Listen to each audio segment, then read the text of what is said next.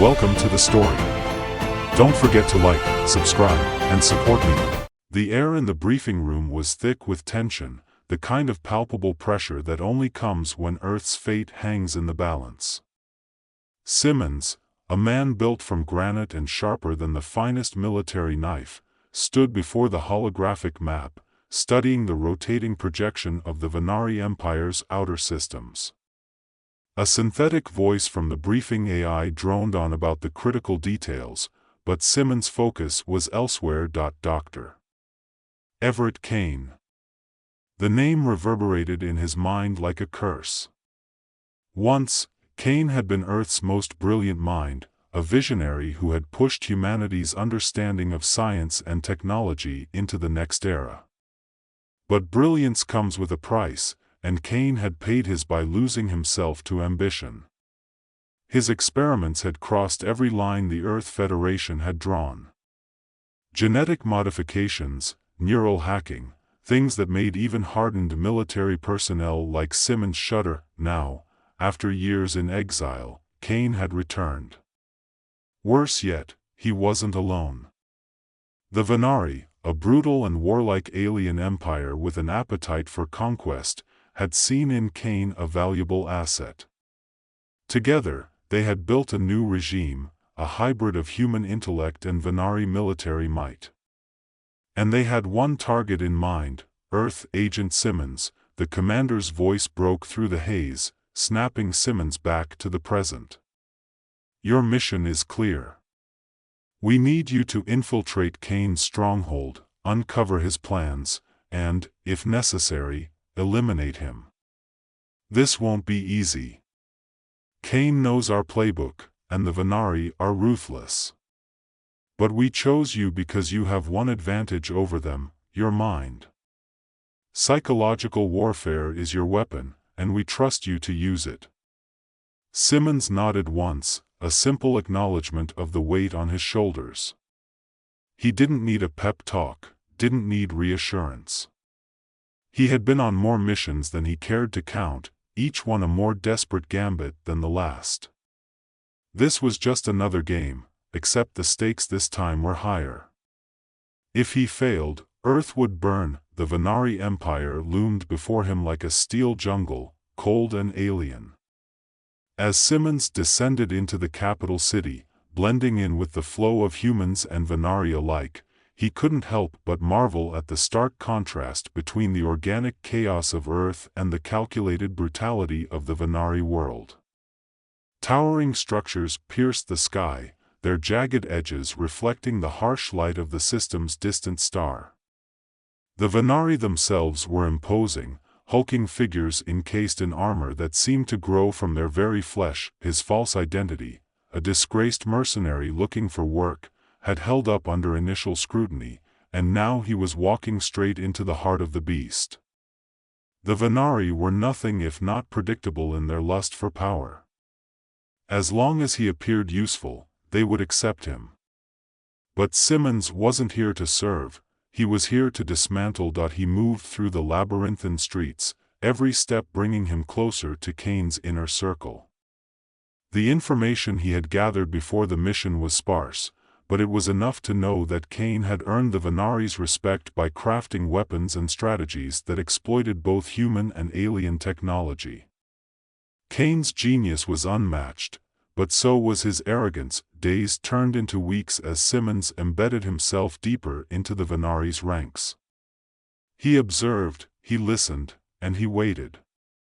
In this time, he saw Kane for the first time in years, standing at the helm of a Venari war council, his eyes gleaming with the same manic brilliance that had once made him famous. Kane had changed.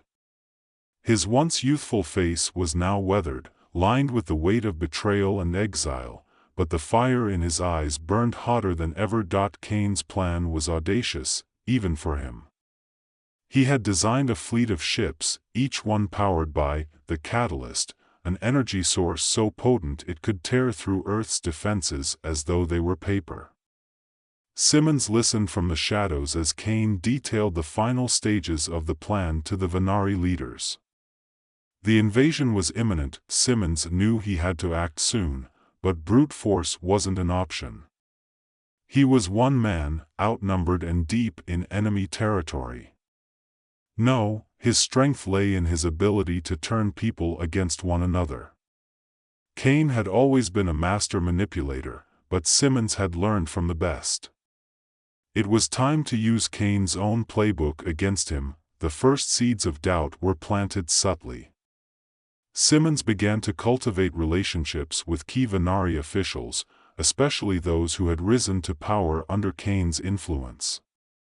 He fed them whispers, hints that Cain's true loyalty was not to the Venari, but to his own thirst for power. The Lax, a Venari warlord with ambitions of his own, was the easiest to sway. He had always resented Cain, seeing him as an outsider who wielded too much influence. Simmons played to that resentment, carefully stoking the fire until it began to burn on its own. Simmons' approach was simple: divide and conquer. As Cain's plans progressed, the Venari leadership grew more fractured. Some believed in Cain's vision of conquest, while others, like the Lax, began to see Cain as a threat to their empire. Simmons watched as tensions mounted, his web of deception spreading through the ranks. It wasn't long before Cain began to suspect something was wrong. His paranoia grew, and he became increasingly isolated, surrounding himself with only the most loyal Venari. But it was too late. The divisions were already in place, and Simmons was ready to strike the final blow. Simmons' moment came when he uncovered the location of the catalyst. It was housed in a heavily fortified facility deep within the Venari capital, a massive structure pulsing with energy. The catalyst was the key to Cain's plan, and destroying it would cripple the invasion fleet before it could launch. He infiltrated the facility under the cover of night, using every trick he had learned over his years of covert operations. The Venari guards were formidable, but Simmons was a ghost, slipping past them with practiced ease. He reached the control center and began the process of disabling the catalyst. The energy readings were off the charts. Cain's weapon was a monster, capable of annihilating entire cities with a single burst. As Simmons worked, alarms blared. He had been discovered. The facility went into lockdown, and Venari soldiers swarmed the area. Simmons fought his way through them, his movements precise and lethal. But time was running out. He knew he couldn't hold them off forever. Just as he was about to complete the sabotage, Cain himself appeared, flanked by his personal guard. The two men faced each other across the control room, the weight of their shared history hanging between them like a blade. "You should have stayed on Earth, Simmons," Cain sneered, his voice dripping with disdain. "You could have lived a comfortable life, a hero in the eyes of the government. But here you are, fighting for a lost cause." Simmons didn't flinch. "You've lost, Cain. The Venari don't trust you. Your plan is falling apart, and you're too blind to see it." Cain's eyes flickered with uncertainty, but his arrogance quickly returned. "I don't need their trust. I have power, more than you can imagine." Before Cain could act, Simmons triggered the final sequence. The catalyst began to overload, its energy spiraling out of control.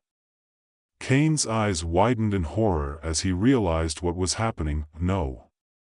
Cain lunged for the controls, but Simmons was faster. He tackled Cain to the ground, the two men grappling as the room shook with the force of the unstable catalyst. In the chaos, Cain's hand slipped toward a concealed weapon, but Simmons was ready. In a final, brutal move, he disarmed Cain and delivered a blow that left the traitor gasping for breath on the floor. The facility was collapsing around them. Simmons knew he had to leave, but as he stood over Cain, a part of him hesitated.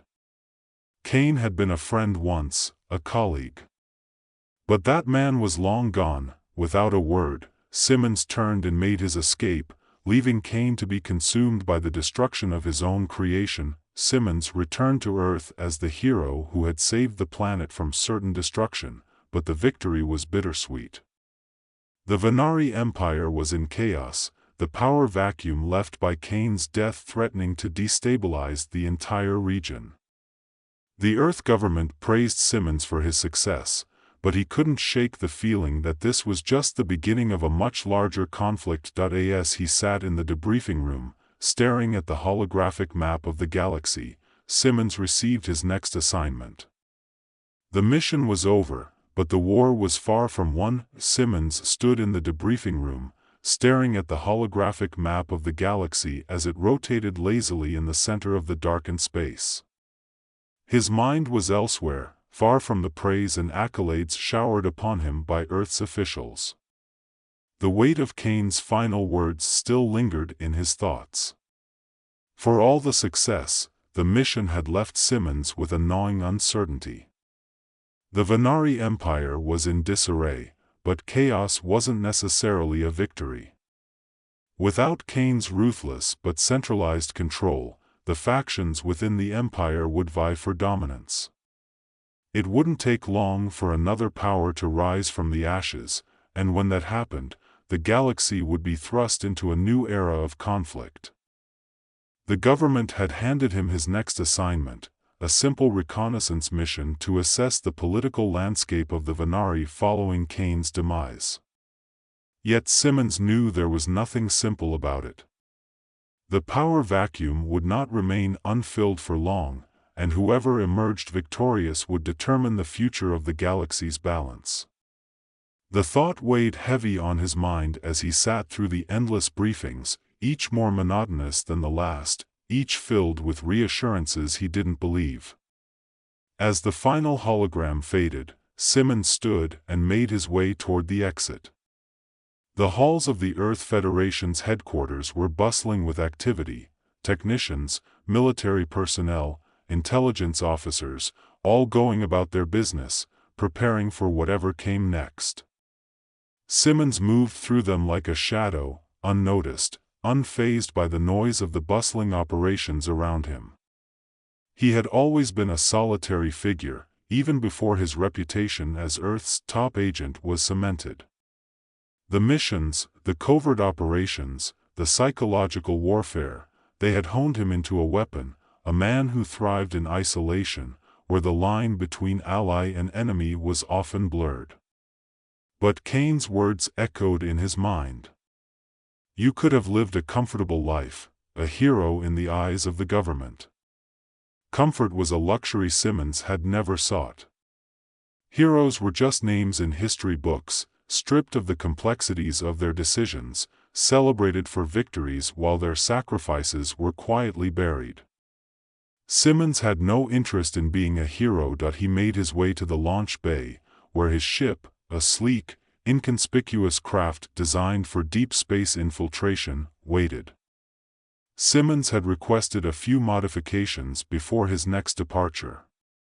Enhanced stealth capabilities, advanced encryption for his communications, and reinforced shielding were just a few of the upgrades he deemed necessary. He didn't trust the Venari, or anyone else, for that matter. Not anymore. As he boarded the ship, the familiar hum of the engines greeted him like an old friend. Simmons took his seat in the cockpit, glancing over the array of controls. This ship, like him, was built for efficiency and survival, not comfort or luxury. He activated the engines, feeling the subtle vibrations through the floor as the ship lifted off, exiting the atmosphere with ease. Space unfolded before him in all its silent, starry majesty. Simmons input the coordinates for his reconnaissance mission, but his mind drifted back to Kane and the Venari. The chaos that now engulfed their empire would have far-reaching consequences, one's Earth was only beginning to anticipate. As the ship hurtled through hyperspace, Simmons reviewed the information on his next target, the Lax, the Venari warlord who had been instrumental in Kane's downfall. The Lax had ambitions beyond merely ruling a faction of the Venari Empire. Intelligence suggested that he aimed to unite the fractured empire under his control, using the instability left in the wake of Kane's death to his advantage. Simmons knew that if the Lax succeeded, he could become an even greater threat than Kane. The Lax was pragmatic, ruthless, and, unlike Kane, had no delusions of grandeur. His goals were simple: consolidate power and expand his influence. Earth had no illusions about the kind of leader the Lax would become: brutal, efficient, and single-minded in his pursuit of dominance. The mission was clear: observe the Lax, gather intelligence, and determine if Earth could exploit the emerging power struggles within the Venari Empire. But as always, Simmons knew the real objective was far more complex than the one written in his briefing. The ship dropped out of hyperspace on the edge of Venari territory. From this distance, the stars were clustered like a sea of diamonds against the inky void. Simmons activated the ship's cloaking systems and began his approach to the Venari capital. The capital was still reeling from the internal conflict triggered by Kane's death, but Simmons knew it wouldn't take long for order to be restored. If someone like the Lax had his way, the capital came into view, a sprawling metropolis of towering structures, their sharp, angular designs reflecting the Venari's brutal, militaristic culture. Hovering above the city were the remnants of Kane's fleet, battered but still formidable.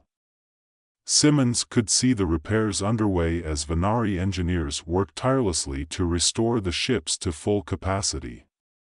The war machine hadn't stopped, it had merely slowed down. Simmons maneuvered the ship into a quiet orbit, tapping into the Venari communications network. As the data streamed in, he sifted through it, searching for any mention of the Lax or his movements. It didn't take long for the warlord's name to surface. The Lax was consolidating his forces, positioning himself as the de facto leader of the empire. But Simmons also detected whispers of dissent. Not all Venari warlords were eager to follow the Lax, and several factions were still loyal to Kane's memory, or at least to the power Kane had promised them. This was the opening Simmons needed. If he could exploit the divisions within the Venari leadership, he might be able to prevent the Lax from gaining full control. But it would take more than whispers and rumors to fracture an empire. Simmons needed leverage, and he needed it fast. The next few days were spent observing and gathering intelligence. Simmons remained a ghost, slipping through the cracks of the Venari capital, listening to conversations, watching the movements of key players. He attended clandestine meetings in the dark alleys of the capital's lower levels, where the discontented whispered of rebellion, but none had the power to act. Not yet. Then, on the fourth day, he found his opening. A meeting was set to take place between the Lax and a group of warlords still loyal to Kane's vision. It was a tenuous alliance, one based on mutual distrust, but it was the kind of volatile situation Simmons thrived in. The meeting took place in an old, abandoned fortress on the outskirts of the city. Simmons infiltrated the facility hours before the meeting began, setting up surveillance equipment and positioning himself where he could watch unseen. The warlords arrived one by one, their hulking Venari bodies bristling with tension. The Lax was the last to arrive. He strode into the room with the confidence of a predator, his sharp, angular features set in a permanent scowl. The warlords greeted him with cautious nods, but it was clear there was no love lost between them. The discussion quickly turned heated as the warlords accused the Lax of betraying Kane's legacy, of using Kane's death as a stepping stone to seize power for himself. The Lax, for his part, played the role of the reluctant leader, claiming he was only doing what was necessary to preserve the empire. Simmons listened carefully, recording every word, every nuance of the conversation. This was the information he needed, proof that the Venari leadership was on the verge of collapse. But it wasn't enough to just observe. Simmons needed to push them over the edge. He activated a small device on his wrist, sending out a carefully crafted message to one of the warlords, making it appear as though it came from the Lax. The message was simple, but deadly, a promise of power in exchange for loyalty. The warlord's reaction was immediate. He stood, his towering frame casting a long shadow across the room, and accused the Lax of plotting against the rest of them. Chaos erupted as the warlords turned on each other, their alliances dissolving in a flurry of accusations and threats. Simmons slipped away as the fortress descended into violence, satisfied that the seeds of discord had been planted. The Lax might survive the conflict, but his position would be weakened, his grip on the Empire loosened. And that was all Simmons needed. The mission was over, but Simmons knew it was only the beginning. The Venari Empire was fractured, and Earth had bought itself time. But the galaxy was still a dangerous place, and Simmons had no doubt that his next mission would be even more perilous. As he made his way back to his ship, the cold, empty expanse of space stretched out before him. He didn't know where his next mission would take him, but he knew one thing for certain: there would always be another war, another enemy, another battle to fight, and Simmons would be there, in the shadows, waiting.